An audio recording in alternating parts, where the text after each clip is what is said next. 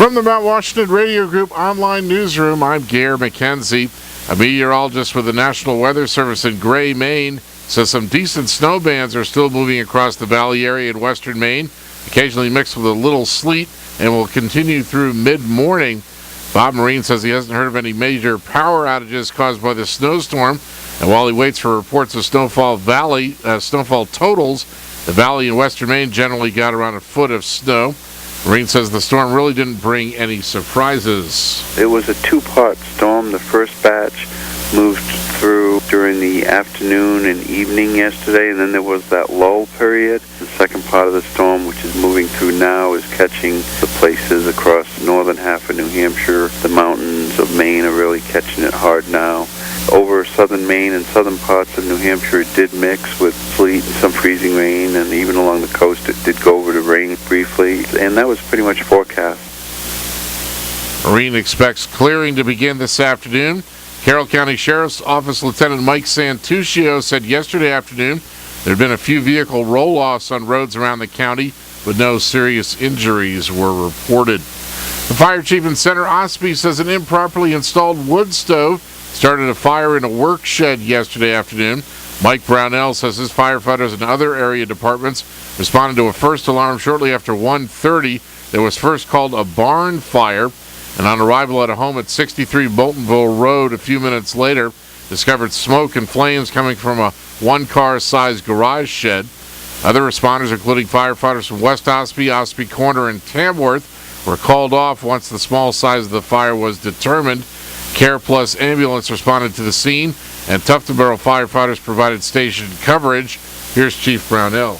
It was a gambrel-style shed, storage, snowmobiles, small engines, motorcycles, things like that. It also had a small wood stove inside. That was the cause. It was an older-style potbelly type stove set in the rear corner of the building, and the pipe vented right directly through the wood wall without any further protection. Firefighters were able to protect the nearby two-story Cape-style house. It was only about 10 feet away from the shed. No one was hurt, but it took some time to overhaul the fire. One side of the shed was completely burned, but the chief says it could be repaired. The last unit cleared the scene shortly after 3 o'clock. New Hampshire Senate has unanimously passed legislation naming a scenic overlook of Mount Washington and an I-93 Welcome Center after longtime executive counselor Ray Burton. Senator Jeannie Forrester, the bill's prime sponsor, says naming the sites after Burton will serve as an eternal reminder of his commitment to public service. Yesterday's vote sent the bill to the House. In Maine news, the Maine legislature has given final approval to a bill that would prevent $40 million in cuts in state aid to cities and towns. The Democratic-led House voted yesterday 120 to 17 in favor of the measure. It was later approved by the Senate without a vote. It will now be sent to the Republican Governor Paul LePage for his signature.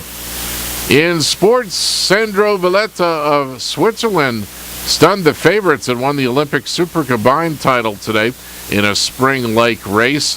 The temperatures soared to 13 degrees Celsius, 55 degrees Fahrenheit, shortly before the start of the slalom leg, turning the snow to slush. Defending champ Bodie Miller of Franconia made a big mistake during his downhill run and finished 6th, while world champ Ted Ligety had a ragged slalom leg and placed 12th. In the weather, snow this morning with isolated thunderstorms, then snow showers this afternoon. Total accumulation of 10 to 18 inches. Highs in the upper 20s, northwest winds 15 to 20 miles per hour. Becoming mostly cloudy tonight, lows around 12. Northwest winds 10 to 15 miles per hour. And cloudy Saturday, snow likely mainly in the afternoon. Accumulation around an inch is possible. Highs around 30. From the Mount Washington Radio Group online newsroom, I'm Gare McKenzie.